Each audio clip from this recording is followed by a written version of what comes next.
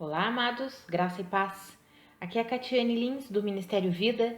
É uma alegria estarmos juntos mais um dia compartilhando a palavra de Deus. Amados, nós estamos meditando na segunda carta aos Coríntios e o nosso capítulo de hoje é o capítulo 10. Nesse capítulo, o apóstolo Paulo, de certa forma e mais enfaticamente, defende o ministério dele e fala que existiam algumas pessoas que estavam falando que ele estava procedendo segundo padrões humanos, que essas pessoas viam apenas a aparência das coisas.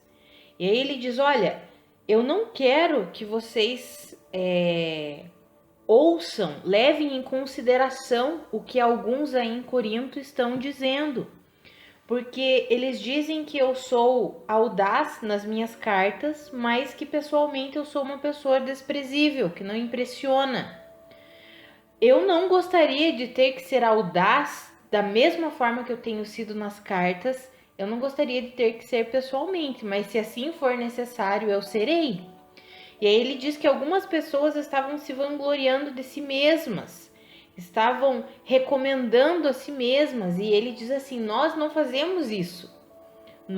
Se nós nos gloriamos é no Senhor.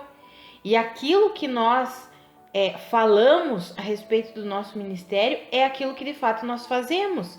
Se nós falamos que pregamos a vocês, estamos ensinando vocês, escrevemos cartas, corrigindo, sendo audazes, é porque Deus nos deu a cidade de Corinto como um território para a pregação do evangelho, e foi através do nosso ministério, o apóstolo Paulo fala assim, que a igreja aí foi fundada. Então, nós só falamos aquilo que de fato Deus nos ungiu para fazer. É basicamente isso que ele está falando ali. No território em que estamos conversando sobre, que é a região da Acaia, o apóstolo Paulo diz: eu preguei mesmo a vocês, Deus me conduziu aí e eu me orgulho nessa esfera de ação que Deus nos confiou. Agora, não vou me orgulhar em territórios que outros pregaram o evangelho, em regiões que outros pregaram o evangelho, mas nessa região, Deus nos deu essa região para falar de Jesus, então nós nos gloriamos sim por termos feito um bom trabalho aí. E como nós já vimos, amados, existiam pessoas ali na igreja de Corinto que estavam sempre desmerecendo o trabalho do apóstolo Paulo. E nós já vimos desde o início, dessa segunda carta, que o apóstolo Paulo precisa ficar defendendo o ministério dele, fala das coisas que ele já enfrentou, que ele já viveu em prol do reino de Deus. Então, em toda a carta nós vemos o apóstolo Paulo tendo que, de certa forma, se orgulhar, como ele diz: olha, eu me orgulho, mas eu me orgulho na esfera do que Deus me deu para fazer. O que não foi Deus que me deu para fazer, ou trabalho de outras pessoas, eu não vou me orgulhar do que os outros estão fazendo, mas aquilo que Deus deu a mim para fazer, então eu vou me orgulhar no sentido de vou falar e compartilhar sim tudo aquilo que Deus me mandou fazer. Como Deus havia mandado o apóstolo Paulo para a região da Acaia, o próprio Deus falou para ele, próprio Jesus Cristo, nós vemos isso em Atos, falou para ele: não tenha medo, eu quero que você fique aqui nessa região, eu tenho muitas pessoas para você. E é exatamente quando ele estava pregando na região de Corinto. Então, por isso que ele tem que o tempo todo ficar se explicando, defendendo o seu ministério, porque era uma igreja que, ao invés de dar graças a Deus pela vida e pelo ministério do apóstolo Paulo, existiam pessoas que estavam menosprezando ele, dando valor para outras pessoas, para muitos falsos apóstolos, estavam recebendo falsos apóstolos. Então é por isso que em toda essa carta nós vemos o apóstolo Paulo fazendo essa defesa do seu ministério. Para quem está aí fazendo a leitura, eu sempre encorajo você a fazer a leitura do capítulo antes de ouvir o áudio, para compreender plenamente o que nós estamos tratando, conversando, compartilhando aqui.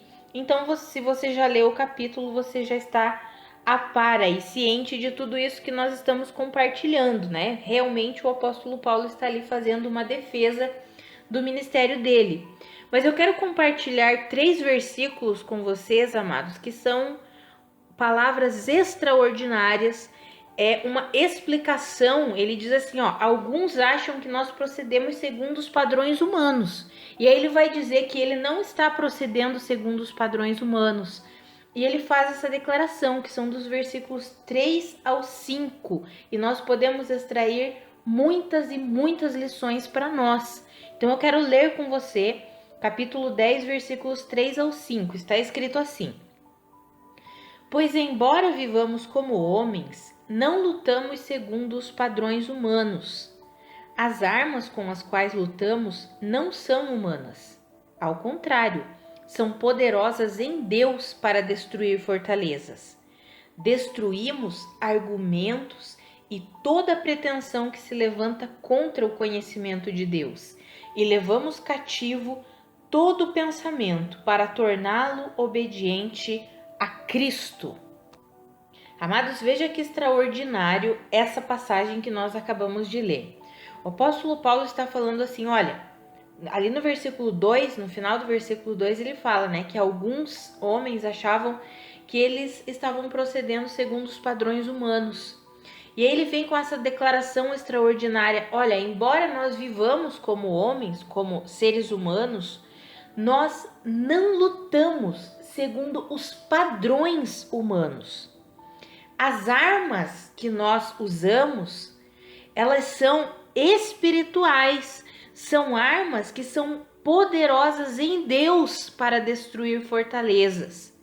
Ele vai explicar que tipo de fortaleza que são essas armas espirituais que eles usavam para destruir. Ele diz assim, destruímos argumentos e toda pretensão que se levanta contra o conhecimento de Deus e levamos cativo todo pensamento para torná-lo obediente a Cristo. Amados, existiam pessoas ali naquela igreja que estavam se vangloriando de si mesmas, se autoproclamando apóstolos, estavam ensinando por si mesmos, e essas pessoas, eles estavam se desviando da verdadeira graça de Deus, do verdadeiro evangelho. Nós leremos um pouquinho mais à frente ali, nos próximos capítulos, e nós veremos que existiam homens ali que estavam mais por ganância, mais visando lucro, querendo ganhar dinheiro com a pregação do evangelho do que de fato pregar o evangelho. E o apóstolo Paulo corrige os irmãos de Corinto dizendo assim para eles, olha, como que vocês toleram essas pessoas? Como que vocês podem tolerar essas pessoas?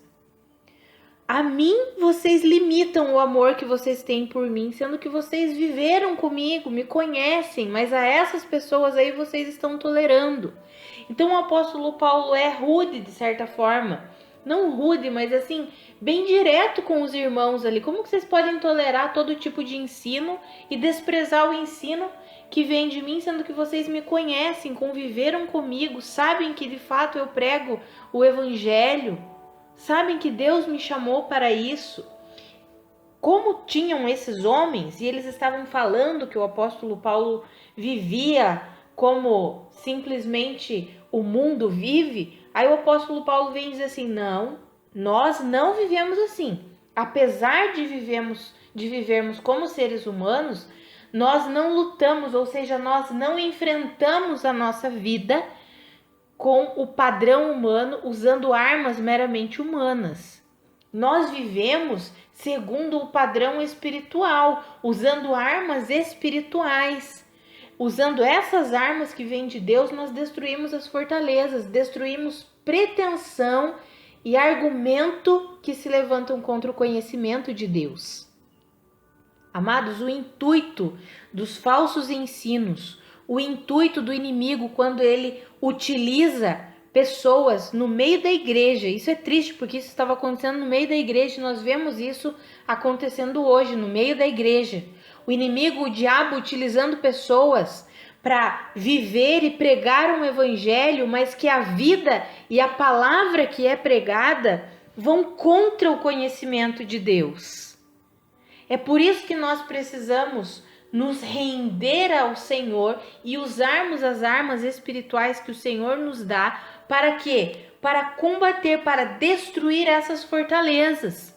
Fortalezas são pensamentos estruturados nos quais alguém confia, algo firme que alguém confia.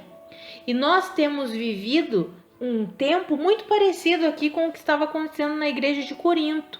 As pessoas estavam dando mais valor para os ensinamentos vindo de homens que se vangloriavam de si mesmos, que queriam fazer do evangelho uma fonte de lucro. Eles valorizavam muito mais esse tipo de ensino do que o ensino de pessoas que se desgastavam em prol do evangelho, que era o caso do apóstolo Paulo e dos seus cooperadores, por exemplo.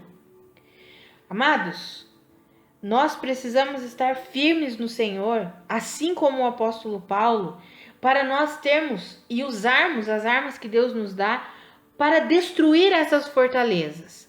Porque toda palavra que se levanta, todo argumento que se levanta contra o conhecimento de Deus, nós precisamos combater. Como que se estabelecem os falsos ensinos? Como que se estabelecem os falsos profetas sobre a terra? As pessoas não têm o conhecimento da verdade e toleram, aceitam os ensinos que não estão de acordo com a palavra de Deus, que vão contra o conhecimento de Deus. Mas nós temos visto isso de maneira terrível, se espalhando cada vez mais. Ensinos que vão contra o conhecimento de Deus, que são intitulados ensinos cristãos, mas que vão contra o ensino e o conhecimento da verdade, o conhecimento de Deus. E nós precisamos, assim como o apóstolo Paulo, usar as armas que Deus nos dá. E nós podemos ler lá em Efésios, armas que temos: a palavra de Deus, o Espírito Santo, o escudo da fé, a couraça da justiça, a paz. Todas essas são armas, o capacete da salvação, que nós podemos e devemos usar para combater todo tipo de argumento e pretensão que se levanta contra o conhecimento de Deus. Amados, esses argumentos e pretensões não vêm do mundo, não. Vêm do meio da igreja, de homens e mulheres falsos, que só se dizem cristãos, mas que são usados pelo inimigo para tentar abocanhar o maior número de ovelhas possível. São lobos disfarçados.